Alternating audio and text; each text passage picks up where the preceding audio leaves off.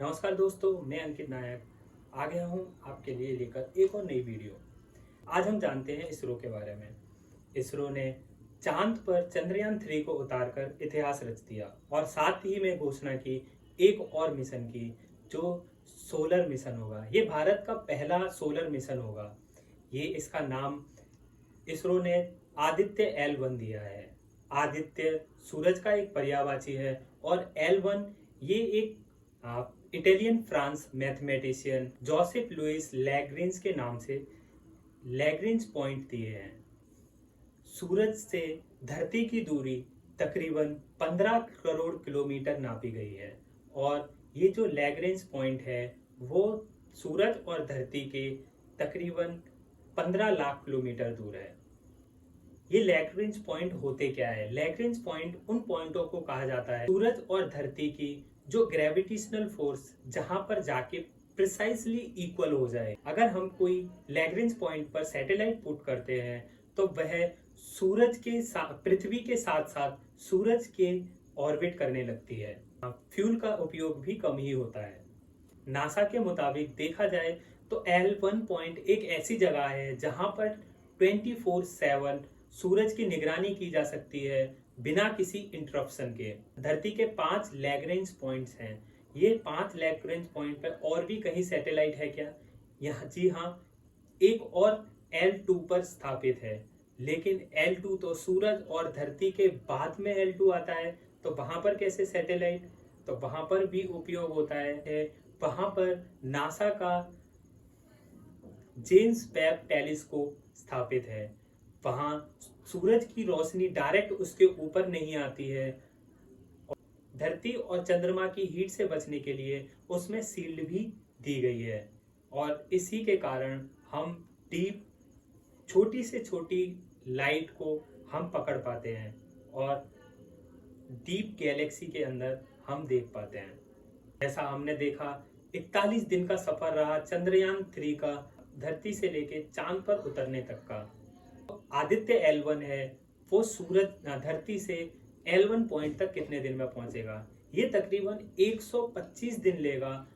L1 point सबसे पहले इसको धरती का जो सबसे लोएस्ट ऑर्बिट है उसमें पुट किया जाएगा। इसके बाद में इसको कई एलिप्टिकल पाथ धरती के करने पड़ेंगे। इसके बाद इसको धरती की ग्रेविटी से, धरती की जो ग्रेविटेशनल फोर्स है उससे बाहर कर दिया जाएगा, जो SOI कहते हैं। और इसके बाद में इसका क्रूज मोड स्टार्ट होगा और ये क्रूज मोड इसको 125 दिन में पहुंचा देगा L1 पॉइंट तक, जो कि धरती से 15 लाख किलोमीटर दूर है। जो आदित्य L1 अपने साथ 7 पेलोड्स को लेके जा रहा है, उनका काम वो क्या काम करेंगे? इनमें से 4 जो पेलोड है वो डायरेक्ट सूरज की स्टडी करेंगे और जो 3 पेलोड्स हैं वो लुइस रेंज की। इनमें जो बाकी 3 हैं वो लैग्रेंज के फील्ड और पार्टिकल्स की स्टडी करेगा। आदित्य L1 के जो पेलोड्स हैं उनकी ये इंफॉर्मेशन देंगे कोरोनल हीटिंग की, कोरोनल मास इजेक्शन जो होता है, प्री फ्लेयर्स एंड फ्लेयर्स की एक्टिविटी की, और जो स्पेस के वेदर का डायनेमिक होता है उसकी स्टडी करके सूर्य तक पहुंचाएगा। जो इनके पार्टिकल्स होते हैं इनके प्रोपोर्शन के बारे में बताएगा। आदित्य L1 की जो 4 पेलोड्स हैं ये क्या काम करेंगे इंडिविजुअली जानते हैं इनके बारे में।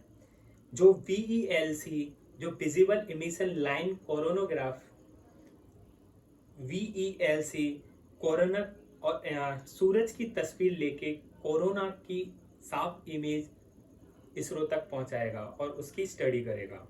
जो SUIT है, solar ultra violet imaging telescope, सूरज की फोटोस्फीयर और जो क्रोमोस्फीयर है उसकी इमेजिंग करेगा।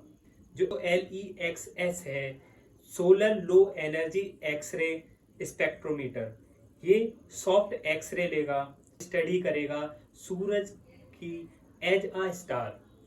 जो HEL1OS है, ये high energy L1 orbiting x ray, जो कि हार्ड एक्सरे लेगा सूरज के और सूरज को एज अ स्टार स्टडी करेगा। जो बाकी पेलोड जो L1 पॉइंट्स की स्टडी करेंगे, इसमें Aditya solar wind particle experiment है, जो कि सोलर विंड जो डायरेक्ट प्रोटॉन सूरज से धरती की तरफ आते हैं उनकी स्टडी करेगा। एनालाइजर पैकेज फॉर आदित्य जो PAPA है, ये सोलर विंड पार्टिकल्स को एनालाइज करेगा और उधर जो प्रोटॉन्स और हैवी आयंस की स्टडी करेगा। Advance 3 axial high resolution digital magnetometer ये मैग्नेटिक फील्ड की स्टडी करेगा L1 पॉइंट पर। तो हम जानते हैं कि सूरज की स्टडी करना क्यों जरूरी है। सूरज की स्टडी करना हमें इसलिए जरूरी है क्योंकि हमारी जो अर्थ है, हम वहीं तक जीवन ढूंढ पाए हैं।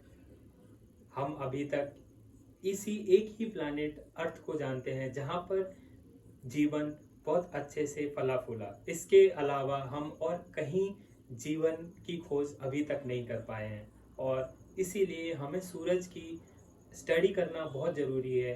क्योंकि हम अगर कोई भी प्लैनेट और एक्सो प्लैनेट को अगर देखते हैं, उसके इवोल्यूशन में उसका पेरेंट स्टार होता है, उसका बहुत बड़ा रोल होता है और यही तय करता है कि उसका भविष्य और उसके आने वाले फ्यूचर कैसे रहेंगे और यही तय करता है कि कहीं जीवन पनपेगा और कहीं जीवन नहीं, कहाँ जीवन पनपेगा और कहाँ जीवन नहीं पनपेगा।